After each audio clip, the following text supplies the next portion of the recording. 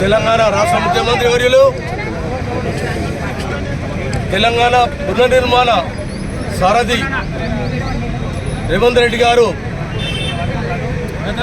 ముఖ్యమంత్రి పదవి అధిష్ఠించిన తర్వాత ఏదైతే 6 గ్యారంటీ పథకాల గురించి వారు ఇచ్చిన హామీలు నెరవేరుస్తున్న తరుణంలో వీరందరికీ ఓపిక నశించి ఏదైతే గత పాలకులు నేర్పించినటువంటి భాషకు తగ్గట్టుగా ఏదైతే మా ముఖ్యమంత్రి గారు మాట్లాడుతున్నారో దాన్ని ఓర్చుకోలేక వారి ఇంట్లో పండుకొని ప్రిలాపాలు పలుకుతూ ఉన్నారు.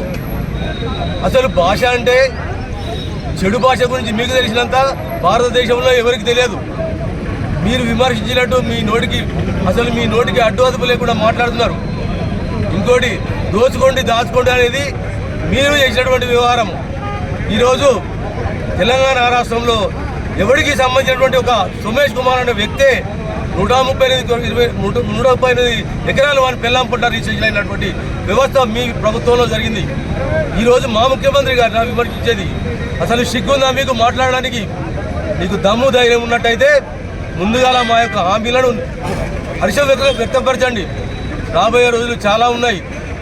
ముందు చూపెడతాము. తెలంగాణ పునర్నిర్మాణం అంటే ఏంటో కాళేశ్వరం మేడగడ్డ కూలగొట్టినట్టు కాదు. తెలంగాణ పునర్నిర్మాణం అంటే దోచుకున్నాడు కాదు. కాబట్టి ఇక నుండి ముఖ్యమంత్రి గారిపై ఎలాంటి దిగదాడు చర్యలు మాట్లాడినా మీ యొక్క వరదం పెడతామని చెప్పి మీ అంత చూస్తామని చెప్పి మీరు నీతి లేకుండా మీకు అర్హత లేకుండా మీరు వారిపై మాట్లాడుతారు.